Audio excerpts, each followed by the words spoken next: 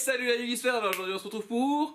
on se retrouve tout simplement pour une nouvelle vidéo Spin Moustache. Enfin, oui, la fameuse vidéo Spin Moustache qui va parler du coup de Speed Duel, Speed Duel Yu-Gi-Oh! Plus que voilà, de moustache, de barbe, de pilosité. On va parler plutôt de cartes. Et donc du coup je vais vous présenter une deuxième decklist comme je l'avais promis pour le deck d'Insector Agal cette fois-ci pour aller éventuellement aller jouer sur la B-Speed Cup si ça vous intéresse bien sûr, ou sinon aller jouer tout simplement en tournoi local ou jouer entre potes à la maison. Voilà, donc ça c'est une petite version de comment on peut monter le deck Insector. C'est une autre façon de jouer, c'est une version beaucoup plus agressive, beaucoup plus sur faire des gros OTK très rapidement par rapport au deck Burn que je vous ai présenté précédemment. Donc si vous n'avez pas vu l'autre deck, n'hésitez pas à aller retourner voir l'autre vidéo, ça peut peut-être vous intéresser comme stratégie, et sinon hop, on va voir ça tout de suite avec les petits insectes. C'est parti, on va découvrir ensemble le fameux deck Insector. Donc bon, on va aller directement cette fois-ci sur la skill qui nous intéresse, l'hyper métamorphose. Donc je vous l'avais déjà présenté mais je vais vous la relire. Vous pouvez activer cette compétence tant que vous contrôlez un monstre normal insecte de max niveau 3, défausser 2 cartes et sacrifier un monstre normal insecte de max niveau 3 que vous contrôlez pour invoquer spécialement un grand mode ultimement parfait depuis votre main deck en ignorant ses conditions d'invocation, et les dommages reçus par votre adversaire le reste de ce tour sont divisés par 2. Alors, gros intérêt de la skill, nous permet d'insortir une fameuse grande motte. Qu'est-ce que c'est que le grande motte? Ça on va le découvrir bien sûr dans la decklist, et je vais vous le montrer, ce fameux grande motte. Autre intérêt, c'est on le sort apparemment juste en ayant un monstre normal, insecte, qu'on sacrifie et on défausse 2 cartes. Bon, on espère que le grand mode il est intéressant. Pour ceux qui connaissent, bien sûr, ça fait pas de secret, vous savez qu'il est très intéressant ce grand mode. Pour ceux qui ne le connaissent pas, bon, on peut se dire, bon, ok, il a intérêt d'être costaud. Et oui, il le sera, ça vous allez le découvrir à la fin du deck, oui, il est très costaud le grand mode. L'autre intérêt de la hypermétamorphose, c'est que c'est pas une skill qui s'active qu'une fois. C'est-à-dire que on peut aller invoquer jusqu'à 3 grandes modes grâce à l'effet d'hypermétamorphose. Et là, ça c'est très intéressant. Et c'est pour ça que le deck va être tourné sur le fait qu'on peut aller jusqu'à 3 invocations grâce à hypermétamorphose. Et finir peut-être au bout de 3 tours à avoir 3 grandes modes sur le terrain qui font des gros câlins à notre adversaire. On va voir ça tout de suite.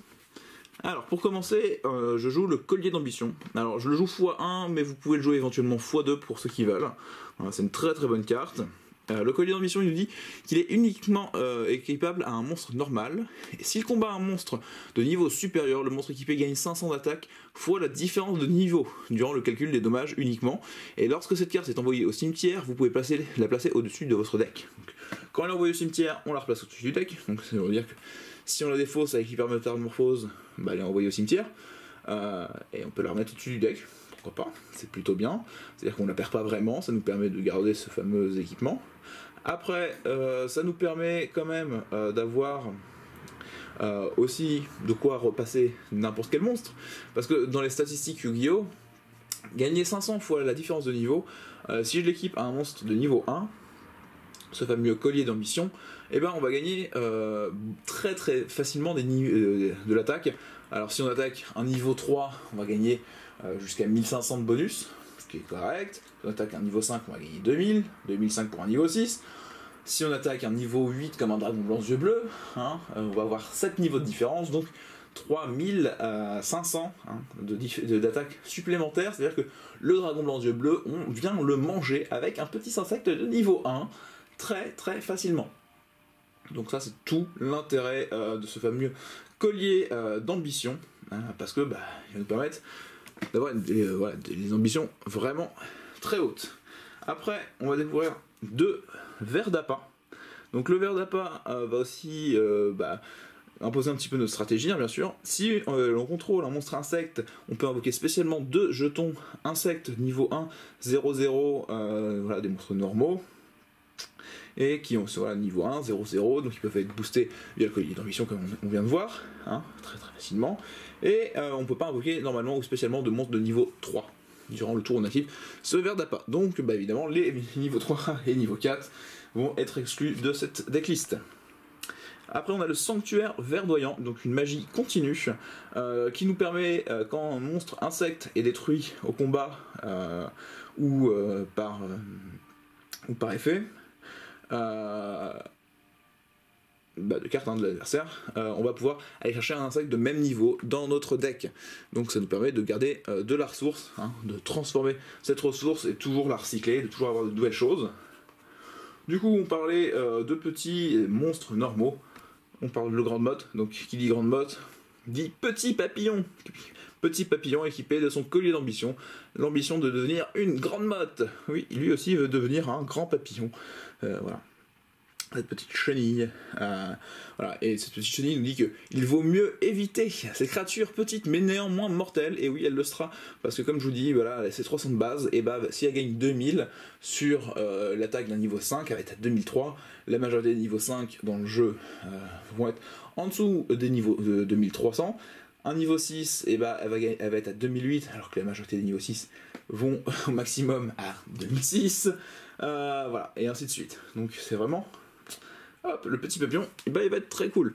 Et le petit papillon marche très bien avec le ver d'appât, marchera très bien avec l'hypermétamorphose. Je joue pas beaucoup d'insectes au final, différents au niveau des insectes normaux. Je joue juste 3 petits papillons et 3 coups prélés, en fait, qui sont les deux avec les meilleurs stats. Le coup prélé est à niveau 2. Mais ce niveau 2 à 700. Donc bon, il aura un petit peu moins d'attaque qu'un petit papillon au niveau des boosts, mais ça sera celui qui sera le plus intéressant dans ceux qui sont sortis actuellement, avec un collier d'ambition, et puis c'est celui qui marchera très bien avec le ver d'appât, le sanctuaire verdoyant, l'hypermétamorphose, donc on va y aller à fond. Ce petit coup prélé, il nous dit que rares sont ceux qui sont capables de résister au bras en forme de faux de cette dangereuse créature. Et ouais, coup prélé là, elle va cisailler. Elle va cisailler dans le bois dur. Voilà. Après, il y a un petit incruste. Il y a une bestiole qui s'est incrustée dans le deck. C'est le serpent sinistre. Donc lui, il vient pas du deck de structure, mais je l'ai incrusté un petit peu dans la stratégie. Et vous allez comprendre pourquoi. Parce que bon, il est venu là tranquille avec ses petites pattes de serpent, mais... Bon, il faudrait comprendre pourquoi il est venu s'incruster. Parce que bon, entre le serpent, enfin la différence entre un serpent et puis un insecte, c'est quand même 6 pattes. Donc comment il est venu là quoi. Et alors c'est 300, 250. Et il nous dit qu'en fait, durant votre stand-by phase, si cette carte est dans votre cimetière, vous pouvez l'ajouter à votre main et aussi, on va devoir bannir un serpent sinistre depuis notre cimetière durant la end phase du tour adverse. Alors le principe c'est que on l'invoque une première fois. Il va être détruit, éventuellement. Notre prochaine stand-by phase, on le récupère du cimetière, tu vois, vous voyez. Si on n'avait pas de monstre pour commencer une hypermétamorphose, ou si on préférait attendre et faire que notre adversaire vienne nous attaquer d'abord, mettre des monstres en position de combat, pour venir lui taper des monstres en position de combat au tour suivant et lui mettre plus de dégâts, ce qui est toujours plus sympa, c'est toujours plus sympa de mettre des dégâts à son adversaire. Donc on met le serpent sinistre en défense, il meurt, stand-by phase après on le récupère, et soit on pourra le redéfausser avec l'hypermétamorphose, dans ce cas là il sera banni, soit on attend un tour avant de le redéfausser pour l'hypermétamorphose. Mais ça peut marcher aussi que on commence, on le défausse sur l'hypermétamorphose, au tour suivant on le récupère, et donc ça pourra faire partie des 2 cartes qu'on pourra redéfausser par la suite pour une autre hypermétamorphose. Donc c'est un peu une carte qui est là juste pour le côté CA, le fait qu'on puisse, comme le collier d'ambition, la récupérer facilement si elle est défaussée, si elle est envoyée au cimetière, et du coup recontinuer de jouer avec. Voilà pourquoi il se tape carrément l'incruste, ce serpent sinistre, dans ce deck insecte, mais il a toute sa raison d'être là à mon sens, par rapport au CA qu'on veut essayer de faire dans ce jeu. Après, on va voir le Gokipon et le Danipon. Donc là, c'est 2 petits alter ego. Donc on a d'abord le Danipon qui nous dit que lorsque cette carte est détruite au combat et envoyée au cimetière, vous pouvez ajouter un monstre insecte avec max 1000 de def depuis votre deck à votre main. Donc il est 600, lui il peut pas être équipé d'un collier d'ambition, mais il nous permettra quand il meurt d'aller chercher le coup prélé ou le petit papillon, bien sûr. Quand il meurt sur le sanctuaire verdoyant, on pourra récupérer un autre coup prélé ou un autre Danipon ou Gokipon, bien sûr, avec le sanctuaire verdoyant. Donc on va continuer à faire notre CA sans souci. et ils sont là complètement pour ça, hein. Et le Gokipon, c'est la même chose, c'est lorsque lui il est détruit au combat et envoyé au cimetière, on peut ajouter un monstre insecte avec max 1500 d'attaque depuis notre deck à notre main. Donc on peut rajouter le Gokipon, le Danipon, le petit papillon, le couperé ailé, on peut rajouter tous les copains, et pareil, quand il meurt avec le sanctuaire verdoyant, on peut aller rechercher encore une autre carte insecte niveau 2, donc vu qu'on a quand même 9 cartes insectes de niveau 2 dans le deck, ça devrait bien se passer. Ça nous permet de stabiliser clairement le fait qu'on veut faire des hypermétamorphoses, donc il nous faut vraiment beaucoup de CA. Il faut quand même qu'on puisse avoir notre monstre normal sur le terrain à sacrifier, plus les 2 cartes à défausser. Donc le fait de jouer Gokipon, Danipon et Sanctuaire va nous stabiliser vraiment le fait voilà, qu'il faille défausser, qu'il faille avoir des monstres à sacrifier. Le Serpent Sinistre est exactement là pour la même chose. Après, une petite carte pour un petit peu enquiquiner son adversaire, c'est l'Insecte Vengeur d'Homme. Pour ceux qui ne le connaissent pas, c'est un petit monstre flip, insecte niveau 2, qui nous dit que lorsqu'il est invoqué par quand il est flippé, et ben on va cibler un monstre sur le terrain et on va le détruire. Donc ça c'est bien pour se débarrasser d'un monstre adverse qui serait un petit peu trop gênant à notre goût. Donc l'insecte Vengeur d'Homme, hop, je vais le mettre à côté, voilà, pour l'enlever de la partie qui essaie de faire du CA. L'insecte Vengeur d'Homme va être là aussi pour nous permettre voilà, de contrer vraiment les tours adverses. Ça peut être aussi le premier monstre qu'on pose sur un terrain en premier tour, parce qu'on sait qu'on a les fameuses 3 cartes nécessaires à l'hypermétamorphose pour le tour suivant. Et en faisant ça, et ben on détruit le premier monstre de l'adversaire. Lui il n'a plus rien sur son terrain, au tour suivant on va attaquer directement, même si les dégâts seront divisés par 2 avec l'hypermétamorphose, on va quand même commencer à coller des belles baffes. Hein, ça peut être très sympa, sachant que on peut aussi avoir une très bonne main et réussir à mettre l'insecte Vengeur d'Homme tout en ayant fait une première grande super métamorphose et peut-être en faire une deuxième au tour suivant en fonction de cette main. Mais là, peut-être pas trop rêver hein, d'avoir la grande motte et l'insecte Vengeur d'Homme dès le premier tour, mais pourquoi pas, ça peut se faire. Donc la grande motte, hein, la fameuse, donc, qui est jouée x3, hop, j'en prends une pour vous montrer à quoi elle sert. Donc la grande motte, normalement, est très compliqué d'invoquer, hein. Normalement c'est ni invocable normalement ni posable normalement, on doit d'abord être invoqué spécialement depuis votre main en sacrifiant un petit papillon pendant votre minimum 6ème tour après avoir été équipé de cocon d'évolution. Vous voyez un petit peu le délire, là il faut attendre je sais même pas combien de tours qu'un petit papillon soit équipé d'un cocon d'évolution pour pouvoir faire la grande motte. La grande motte, hein, bien sûr, elle est forte, hein, 3005, 3000. Gros copain. Un dragon blanc aux yeux bleus, il en a peur. Et c'est pour ça qu'on va le jouer. Parce que, effectivement, on passe directement au-dessus d'un dragon blanc aux yeux bleus grâce à cette grande motte et qui, vous voyez, n'a pas grand-chose que de sacrifier un petit papillon, défausser 2 cartes et on a une grande motte gratuitement sur le terrain grâce à la skill. Et pour finir cette petite decklist, il y a un piège dans le deck. Donc là, c'est un deck que je joue à 22. Normalement, 21 ou 22. Donc j'ai la jarre d'avarice. Donc la jarre d'avarice, hein, je vous ai présenté dans le précédent deck, hein, bien sûr, qui nous dit qu'on cible 5 cartes dans le cimetière, jarre d'avarice exclue, et on les mélange dans le deck pour pouvoir piocher une carte. Ça c'est quand même très pratique, ça nous permet de remettre des petits insectes hein, pour pouvoir aller les rechercher avec les sanctuaires verdoyants, avoir des cartes qu'on pourra du coup redéfausser, remélanger des grandes mottes ultimement parfaites, hein, parce que éventuellement selon vos mains de départ vous pourriez vous être retrouvé à devoir défausser des grandes mottes pour faire la première grande motte, mais c'est pas grave parce que hop, vous avez la jarre d'avarice qui vous remettra les grandes mottes défaussées au cimetière dans le deck que vous pourrez réinvoquer avec l'hypermétamorphose. Et comme ça, la boucle est bouclée pour ce petit deck, pour savoir comment ça marche. J'espère que ce principe de façon de jouer le deck insecte vous plaît, hein, vous donnera envie. Alors évidemment, oui, il n'y a pas de raid insecte, il n'y a pas mal d'autres cartes pour les decks insectes, hein, il n'y a pas d'armure.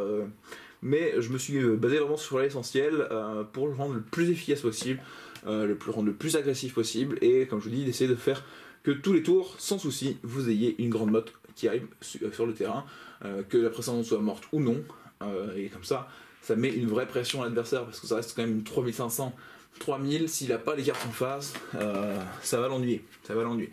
Au niveau du side, alors là j'ai, moi clairement, je trop réfléchi, pas faire réfléchir trop longtemps. Niveau du side, je vais rentrer deux nouveaux insectes mangeurs d'hommes, voilà, pour être sûr. C'est si jamais je vois que les monstres de l'adversaire qu'ils jouent m'ennuient vraiment trop, et ben on va jouer 3 insectes mangeurs d'hommes. Pour être sûr, on va enlever dans ce cas-là éventuellement un Danipon ou un Gokipon ou un Prélé ou quelque chose, ou une des grandes mottes, quitte à n'avoir que 2 grandes mottes au maximum sur le terrain, mais avoir des insectes mangeurs d'hommes qui vont venir détruire des renoncés, qui vont venir détruire des Amazonesses éventuellement. Ça peut être très très pratique. Hein. Par la suite, étant donné que nous on joue des monstres normaux et qu'on n'a pas forcément de problème à 7, et ça marche aussi avec le principe des insectes mangeurs d'hommes, si notre adversaire joue un peu trop de monstres à effet, tout ça, et ben on va jouer l'onde de chaleur qui en x2 au niveau du side, enfin moi je vais les jouer, hein. L'onde de chaleur qui nous dit qu'on peut l'activer qu'au début de notre main phase 1, et jusqu'à la fin, jusqu'à la prochaine draw phase, aucun joueur ne peut invoquer normalement ou spécialement de monstres à effet. Donc il va être obligé forcément de les poser face cachée. Ça peut ralentir beaucoup de decks actuellement qui jouent des monstres à effet, hein, donc les protecteurs du tombeau, les Amazonesses, les harpies, et je mets en même le deck Blue Eyes, hein, parce que le Blue Eyes, s'il n'a pas son Seigneur des dés, il va pas aller très loin. Le deck renoncé, il va pas aller très très loin non plus. Donc on va vraiment les bloquer pendant un tour, ce qui va nous permettre nous de nous développer sans souci. Ça marche très bien avec l'insecte mangeur d'homme parce que si on a les deux, on oblige l'adversaire à 7. Nous on a notre insecte mangeur d'homme qui sera sûr d'être activé que à notre tour, donc il survivra même en plus. On l'active, on détruit son monstre qu'il a 7, et on peut y aller avec une première grande motte ultimement parfaite, et là commencer à faire des dégâts. Et la dernière carte que je vous conseillerais, alors c'est le rayon nocturne ou alors éventuellement l'exorcisme, la tornade violente, à vous de choisir, mais une pet MP donc, que je jouerai en x2 aussi au niveau du side, en fonction du deck et la stratégie adverse, parce que si je tombe contre le deck que je vous ai montré dans la précédente vidéo, je vais peut-être avoir envie de jouer des rayons nocturnes pour l'embêter un petit peu, parce que bon, Insect Mangeur d'Homme pourra un petit peu l'embêter s'il détruit ses monstres flip avant qu'ils soient retournés. Mais si je peux détruire ces magies pièges pour éviter de me les prendre, ça peut être bien, ça peut être très très bien. Voilà un petit peu cette decklist, hein. J'espère que du coup ça vous a plu. Donc hop, au niveau du side, hein, réfléchissez à ces 3 cartes là, vous pouvez réfléchir à d'autres cartes de side, hein, bien sûr, ça c'est à vous de voir. Et puis voilà, je vais finir cette partie de la présentation. Et du coup c'est fini, c'est encore fini. Franchement, c'est embêtant, hein, c'est toutes ces vidéos, au final, une fin. Et donc, voilà, la fin de celle-ci, la fin de cette vidéo. Mais c'est pas la fin de la chaîne. Vous aurez encore d'autres vidéos spin moustache pour vous apprendre à faire de jolies moustaches, comme moi, Doc Combo. Si vous avez envie d'avoir une superbe moustache, et n'hésitez pas à continuer à suivre cette chaîne, parce qu'on va y arriver, aux 10 000 abonnés, vous l'aurez, ce fameux tuto moustache. Sinon, pour l'heure, c'est l'heure du speed duel.